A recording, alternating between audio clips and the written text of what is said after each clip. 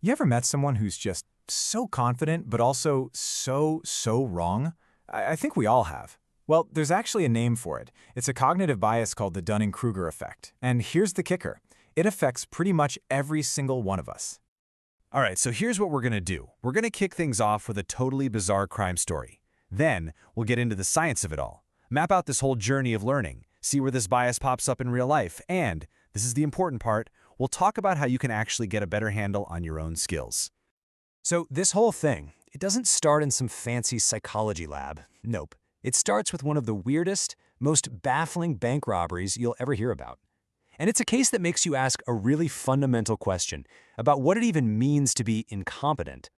So picture this. The year is 1995. We're in Pittsburgh, and a guy named MacArthur Wheeler is about to make, well, a really bad decision. So this guy, he walks into not one, but two banks and robs them.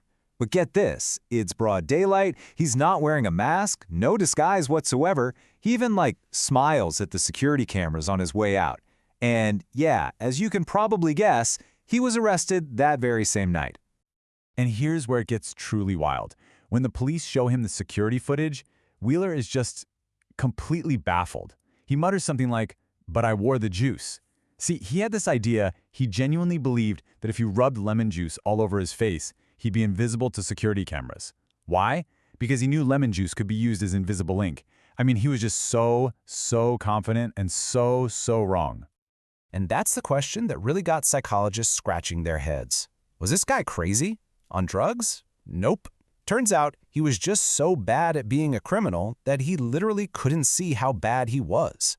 And this one bizarre, lemon-scented crime, it kicked off some absolutely groundbreaking research. Yeah, so enter our two psychologists, David Dunning and Justin Kruger.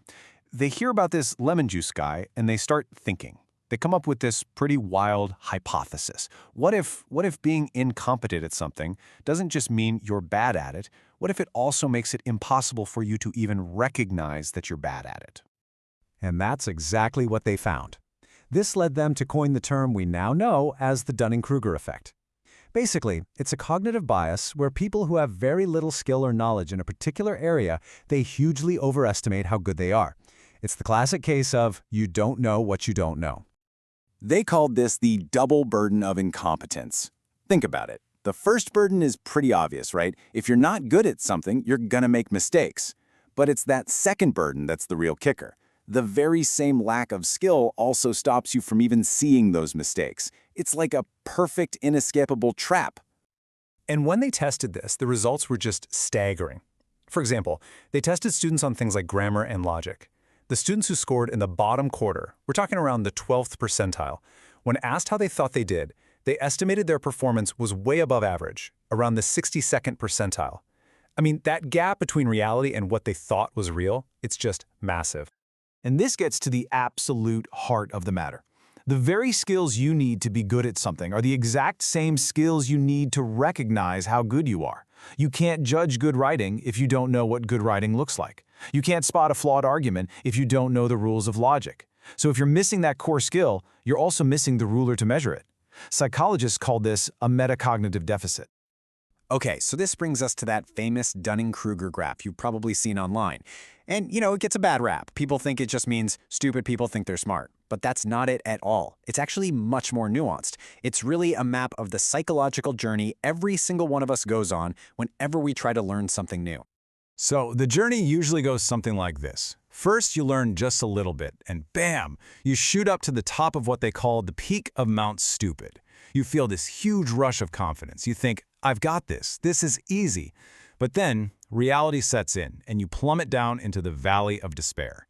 This is when you realize just how much you don't know, and it can feel awful. But if you stick with it, you start the slow, steady climb up the slope of enlightenment. Here, your actual skill and your confidence start to grow together, hand in hand. And eventually, you might reach the plateau of sustained mastery, where you're a true expert who's not only skilled, but also very aware of what you still don't know. All right, so this isn't just some abstract theory from a textbook, right? This bias, it shows up everywhere. I mean, every single day, especially now with the internet and all the information that's constantly flying at us. Just think about social media for a second. You watch like one 15-minute YouTube video that explains economics really well, and suddenly you're in the comments section ready to debate a PhD who's been studying it for 30 years. Sound familiar? That feeling of, oh, I get it now, that you get from the video, we mistake that for our own deep understanding. That right there is a perfect example of standing on top of Mount Stupid. But here's a super interesting twist to all of this. It's not just beginners who have a blind spot. Experts have one too. While the novice doesn't know what they don't know, the expert often gets hit with something called the curse of knowledge. They're so deep in their field that they forget what it's like not to know all this stuff. A concept that seems obvious to them is completely foreign to a beginner, which can actually make them pretty bad teachers. So really, both ends of the spectrum are kind of biased. So the big question is, if we're all prone to this, what in the world do we do about it? How do we get ourselves off Mount Stupid and onto that real path of learning? Well, the good news is there are actual strategies. We can build a sort of mental toolkit to help us get our confidence in line with our actual ability. Okay, strategy number 1. Actively go looking for negative feedback. And I mean, change the way you ask for it. Stop asking, so what did you think? That just invites people to be nice. Instead, ask something like, what's the single weakest part of this? Where does my argument fall apart? This signals to people that you're not just fishing for compliments, you're genuinely trying to find your blind spots. All right, strategy 2 is awesome. It's called the Feynman technique. It's super simple. First, just try to explain a concept in the simplest terms possible, like you're talking to a kid. Second, notice where you get stuck. Where do you suddenly need to use a bunch of jargon? Where does your explanation get fuzzy? Step 3, boom. Those are your knowledge gaps. Now you know exactly what you need to go back and learn. It's an incredible way to pressure test what you think you know. Strategy 3. Do a little audit of your own language. Listen to the words you use. If you find yourself saying things like obviously or it's simple or using words like always and never, that's a bit of a red flag. You might be on Mount Stupid. Real experts tend to speak with more nuance. They'll say things like, in most cases, or the evidence seems to suggest, because they understand just how complex things really are. And finally, this might be the most important one. You have to learn to embrace that valley of despair. That feeling of being totally lost and stupid when you're learning something new, that's not failure. It's actually the first sign of real progress. It means your self-awareness is kicking in. You're finally seeing just how big the mountain really is, and that's the first step to actually climbing it. Because at the end of the day, the goal isn't to know everything. That's impossible. The goal is to have calibrated confidence, to know where the edge of your own knowledge is. So the next time you feel that powerful surge of certainty about some complex topic, maybe just take a breath. Because the smartest thing you can say might just be, you know what, I don't know enough to have a strong opinion on that. Yet.